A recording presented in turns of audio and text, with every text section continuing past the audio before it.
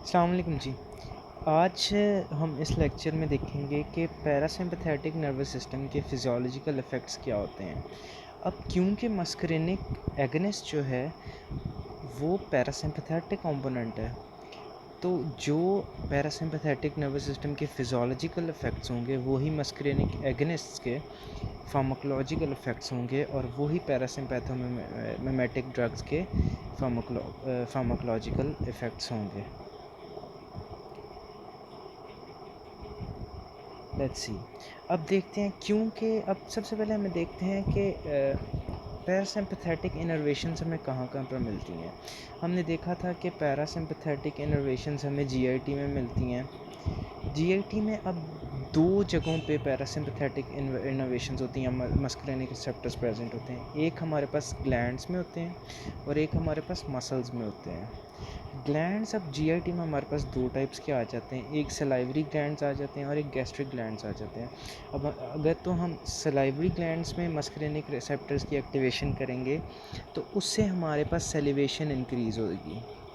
Gastric glands में जब हम मस्कुलिनिक रिसेप्टर्स की एक्टिवेशन करेंगे तो उस वहाँ पर हमारे पास एक HCl प्रोडक्शन इंक्रीज़ होगी। इसी तरह हमारे पास अगर मसल्स जो हैं जीआईटी में दो टाइप्स के मसल्स होते हैं, कुछ सर्कुलर्स होते हैं और कुछ लॉन्गिट्यूडनल होते हैं। अब लॉन्गिट्यूडनल मसल्स को जब हम लॉन्गिट्यूडनल मसल्स में जब हम मस्कुलिनिक रिसेप्टर्स को एक्टिवेट करेंगे तो एज अ रिज़ल्ट हमारे पास कॉन्ट्रैक्शन होगी और इस कॉन्ट्रैक्शन ये जब कॉन्ट्रैक्शन होगी तो इससे क्या होगा कि पेरिस्टाल्टिक मूवमेंट्स जो हमारे जीआईटी में वो इंक्रीज़ होंगी। और ऑन दी अदर हैंड जो सर्कुलर मसल्स हैं जो हमारे एनल स्फिंक्टर्स पे प्रेजेंट होते हैं वहाँ पर हमें क्या मिलता है, वहाँ पर जब हम मस्कुलिनिक रिसेप्टर्स की एक्टिवेशन करेंगे तो हमें रिलैक्सेशन मिलेगी। और इनके कंबाइंड इफ़ेक्ट को जब हम देखेंगे तो हमारे पास कौन सा इफेक्ट आएगा, हमारे पास डेफिकेशन रिफ्लेक्स आता है। ठीक है। सेकंड जो हमारी पैरासिम्पथेटिक इनर्वेशंस होती हैं वो रेस्पिरेटरी सिस्टम में होती हैं। अब रेस्पिरेटरी सिस्टम में भी ग्लैंड्स भी होते हैं और ब्रोंकियल स्मूथ मसल्स भी होती हैं। ब्रोंकियल ग्लैंड्स जो होते हैं जब हम उधर मस्कुलिनिक रिसेप्टर्स को एक्टिवेट करेंगे तो वहाँ पर हमें ब्रोंकियल सिक्रीशंस इंक्रीज़ मिलती हैं। और इसी तरह जब हम ब्रोंकियल स्मूथ मसल्स में मस्कुलिनिक रिसेप्टर्स को एक्टिवेट करते हैं, स्टिमुलेट करते हैं, वहाँ पर हमें ब्रोंको कंस्ट्रिक्शंस मिलती हैं जिसको ब्रोंकोस्पाज्म भी कहते हैं। सही। अब ये सारा जो फिनोमेना है इससे हमारे पास क्या चीज़ सामने आती है, जब हमारे पास ब्रोंकियल सिक्रीशंस इंक्रीज़ होती हैं, ब्रोंकियल सिक्रीशंस इंक्रीज़ होती हैं और ब्रोंको कंस्ट्रिक्शन मिलती है तो एज अ रिज़ल्ट हमारे पास आउटपुट क्या मिलता है, शॉर्टनेस ऑफ ब्रेथ मिलती है, प्रोडक्टिव कफ मिलती है, रोंकाई और वीज़ मिलती है और इसको हम इंट्रिंसिक एस्थमा कहते हैं।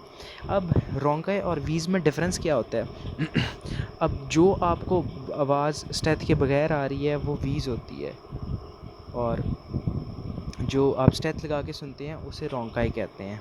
सही हो गया। अब नेक्स्ट आ जाता है रेस्पिरेटरी सिस्टम के अलावा जो पैरासिम्पथेटिक इनर्वेशन होती हैं वो यूरोजेनिटल सिस्टम में होती हैं। अब यूरोजेनिटल सिस्टम में अगर हम यूरिनरी सिस्टम में देखते हैं तो यूरिनरी सिस्टम में भी हमारे पास दो टाइप के मसल्स होते हैं, एक हमारे पास सर्कुलर मसल्स होते हैं और एक हमारे पास स्मूथ मसल्स होते हैं। सर्कुलर मसल्स पे जब हम मस्कुलिनिक रिसेप्टर्स को एक्टिवेट करते हैं तो वहाँ पर हमें रिलैक्सेशन मिलती है और स्मूथ मसल्स में जब हम मस्कुलिनिक रिसेप्टर्स को एक्टिवेट करते हैं तो वहाँ पर हमें कॉन्ट्रैक्शन मिलती है। एज अ रिज़ल्ट हमारे पास मैच्योरेशन रिफ्लेक्स आता है। इसी तरह अगर हम जेनिटल सिस्टम में देखते हैं तो मेल में पैरासिम्पथेटिक एक्टिवेशन या मस्कुलिनिक रिसेप्टर की जब एक्टिवेशन होती है तो उससे हमारे पास इरेक्शन सामने आती है और फीमेल में हमारे पास जब यूट्रस में जो मस्कुलिनिक रिसेप्टर्स होते हैं उनकी एक्टिवेशन की वजह से हमारे पास कॉन्ट्रैक्शन ऑफ यूट्रस मिलती है। नेक्स्ट हमारे पास आ जाता है CVS। अच्छा, अब CVS में क्योंकि पैरासिम्पथेटिक इनर्वेशंस जो होती हैं, अब कार्डियोवैस्कुलर सिस्टम के दो कंपोनेंट्स होते हैं, हार्ट और ब्लड वेसल्स, और पैरासिम्पथेटिक इनर्वेशन ब्लड वेसल्स में नहीं होती है, हार्ट में होती है। और हार्ट में जो हमारे पास मस्कुलिनिक रिसेप्टर्स होते हैं वो तीन जगहों पर प्रेजेंट होते हैं। एक हमारे पास SA नोड में प्रेजेंट होते हैं, एक AV नोड में, और थर्ड वन हमारे पास एट्रियल मायोकार्डियम में मिलता है। अब SA नोड का काम होता है हार्ट रेट कंट्रोल करना, AV नोड का काम क्या होता है, रेट ऑफ कंडक्शन को कंट्रोल करना, और एट्रियल मायोकार्डियम का काम क्या होता है, फोर्स ऑफ कंडक्शन को कंट्रोल करना। अब हार्ट रेट को कंट्रोल करने को कहते हैं हम क्रोनोट्रोपी, रेट ऑफ कंडक्शन की कंट्रोल करने को हम ड्रोमोट्रोपी कहते हैं, और फोर्स ऑफ कॉन्ट्रैक्शन को कंट्रोल करने को हम आइनोट्रोपी कहते हैं। सही हो गया। अब जब हम मस्करेनिक रिसेप्टर्स को हार्ट में एक्टिवेट करेंगे तो मस्करेनिक रिसेप्टर्स का काम क्या होता है, उन्होंने हार्ट रेट को डिक्रीज़ करवाना होता है, रेट ऑफ कंट्रैक्शन को डिक्रीज़ कराना होता है, फोर्स ऑफ कॉन्ट्रैक्शन को डिक्रीज़ कराना होता है। एज अ रिज़ल्ट हमें नेगेटिव क्रोनोट्रोपी, नेगेटिव ड्रोमोट्रोपी और नेगेटिव आइनोट्रोपी मिलती है, जिसकी वजह से हमारे पास डिक्रीज़ आउटपुट और डिक्रीज़ड ब्लड प्रेशर मिलता है, हाइपोटेंशन और डिक्रीज़ आउटपुट मिलता है, कार्डियक आउटपुट मिलता है। सही हो गया।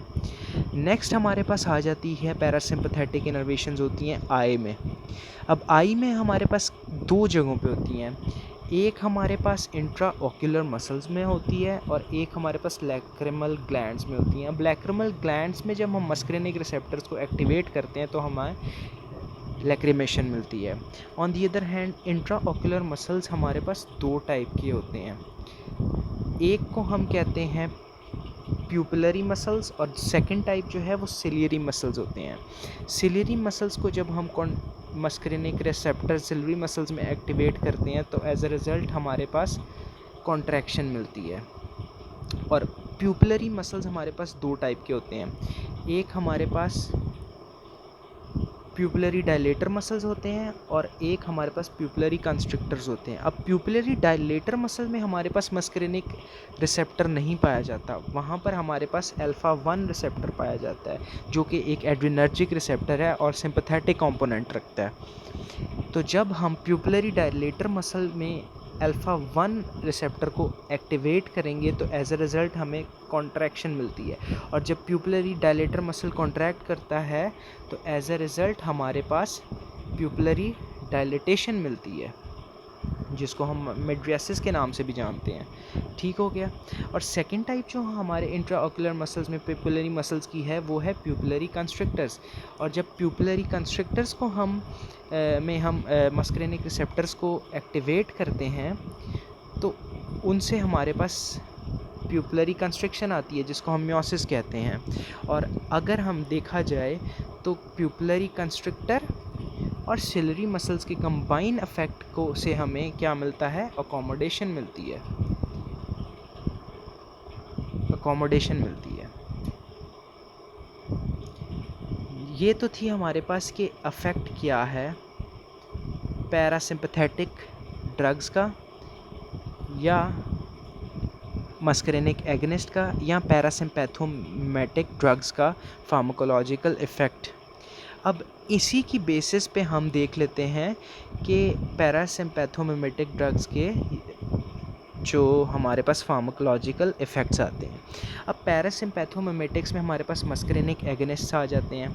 अब मस्करेनिक एगनिस्ट के एक दफ़ा हम नाम रिवाइज़ कर लेते हैं कि हमारे पास कौन कौन सी ड्रग्स हैं।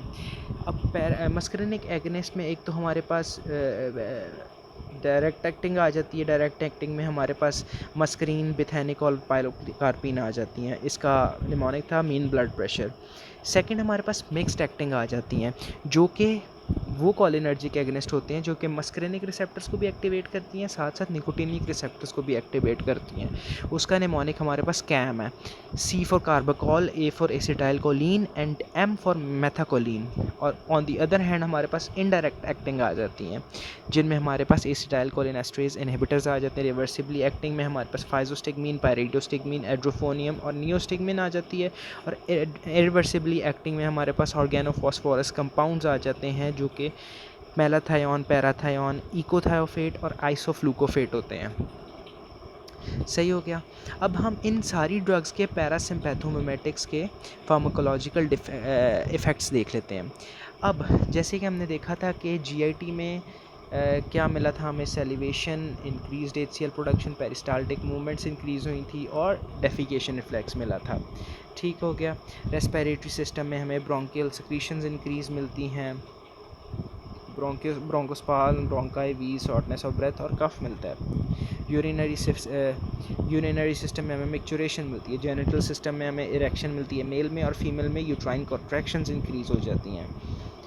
CVS में हमें negative chronotropy, negative dromotropy, negative inotropy plus cardiac output हमारा इसका एज अ रिज़ल्ट हमें कार्डियक आउटपुट डिक्रीज़ मिलता है, और जब कार्डियक आउटपुट डिक्रीज़ होता है तो हमें ब्लड प्रेशर हमारा डिक्रीज़ होता है।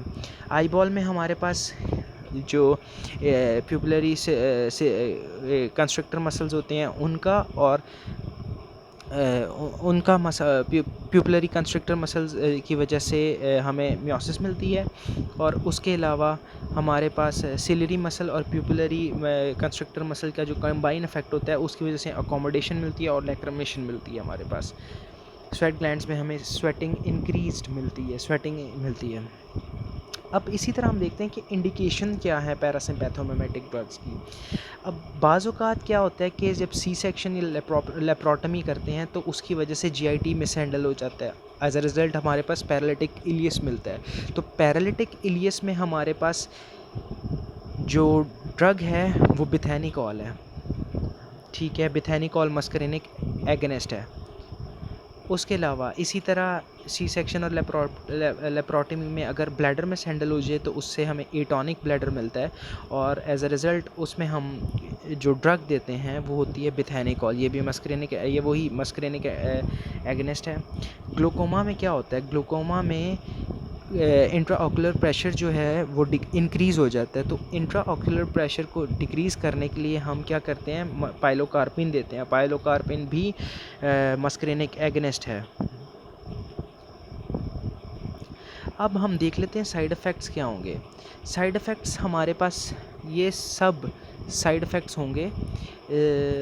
GIT में हमारे पास साइड इफ़ेक्ट क्या मिलेगा, सेलिवेशन, पेप्टिक अल्सर डिजीज़। क्यों? क्योंकि इसने HCl प्रोडक्शन इंक्रीज़ करा दी है। और GIT में जब पेरिस्टाल्टिक मूवमेंट्स इंक्रीज़ होंगी, एज अ रिज़ल्ट हमारे पास क्या आएगा, एब्डोमिनल कॉलिक आएगा। और जब हमारे पास कॉन्ट्रैक्शन होगी लॉन्गिट्यूडिनल मसल्स की और रिलैक्सेशन होगी सर्कुलर मसल्स की, एज रिज़ल्ट हमारे पास डायरिया आएगा। रेस्पिरेटरी सिस्टम में bronchi, wheeze, cough, shortness of breath मिलता है हमें। यूरिनरी सिस्टम में, क्योंकि यूरिनरी सिस्टम में हमारे पास इनकॉन्टिनेंस आती है। जेनिटल में हमारे पास प्रायापिज्म आता है जो परमानेंट इरेक्शन होती है मेल में, और फीमेल में क्योंकि यूट्राइन कॉन्ट्रैक्शन हो रही होती है तो उसकी वजह से अबॉर्शन, थ्रेटेंड अबॉर्शन होता है। ठीक है, यूट्राइन कॉन्ट्रैक्शंस की वजह से। नेक्स्ट आ जाता है हमारे पास CVS में। CVS में क्योंकि इन्होंने नेगेटिव क्रोनोट्रोपी, नेगेटिव ड्रोमोट्रोपी और नेगेटिव आइनोट्रोपी की वजह से हमारे पास ब्रेडिकार्डिया आ जाता है, हार्ट ब्लॉक्स आ सकते हैं, कार्डियक अरेस्ट में जा सकता है पेशेंट। इसके अलावा क्योंकि इसने कार्डियक आउटपुट डिक्रीज़ करना होता है और ब्लड प्रेशर डिक्रीज़ करना होता है तो हमें हाइपोटेंशन मिलती है। आई में मियोसिस और लैक्रिमेशन आती है। स्वेट ग्लैंड्स में जब होगा तो उससे हमारे पास प्रोफ्यूज स्वेटिंग आएगी। कॉन्ट्राइंडिकेशंस क्या हैं?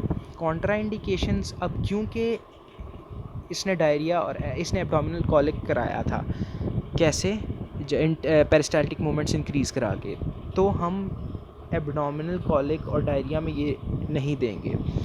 किसी भी पेशेंट में अगर ऑलरेडी पेप्टिक अल्सर डिजीज़ चल रही है तो इसने क्या कराना होता है, मस्करिनिक एगनिस्ट ने या फिर सिम्पैथोमिमेटिक ड्रग्स ने क्या कराना होता है, HCl प्रोडक्शन को इंक्रीज़ करा देना होता है। इसीलिए second contraindication will be peptic ulcer disease, हम इसमें नहीं देंगे क्योंकि इसने क्या करना होता है, इनकॉन्टिनेंस करनी होती है। इसीलिए जो ओल्ड पेशेंट, एल्डरली पेशेंट्स होते हैं with BPH, benign prostatic hyperplasia, उनमें हम नहीं देंगे। एस्थमा के पेशेंट्स में हम नहीं देंगे। क्यों? क्योंकि मस्करिनिक एगनिस्ट ने क्या कराना होता है, ब्रोंकियल सिक्रीशंस इंक्रीज़ करा देनी होती है, ब्रोंको कंस्ट्रिक्शन करानी होती है प्रेगनेंसी में। इसलिए कॉन्ट्रा इंडिकेटेड होंगी ये मस्करिनिक एगनिस्ट, क्योंकि इन्होंने यूट्राइन कॉन्ट्रैक्शंस करानी होती हैं which will cause threatened abortion. अब क्योंकि ये ड्रग ने negative chronotropy, negative dromotropy, negative आइनोट्रोपी करानी है, इसलिए हम ब्रेडिकार्डिया और हार्ट टॉक्स के पेशेंट में देंगे, हाइपोटेंशन के पेशेंट में नहीं देंगे, और प्रायापिज्म के केस में हम ये नहीं देंगे।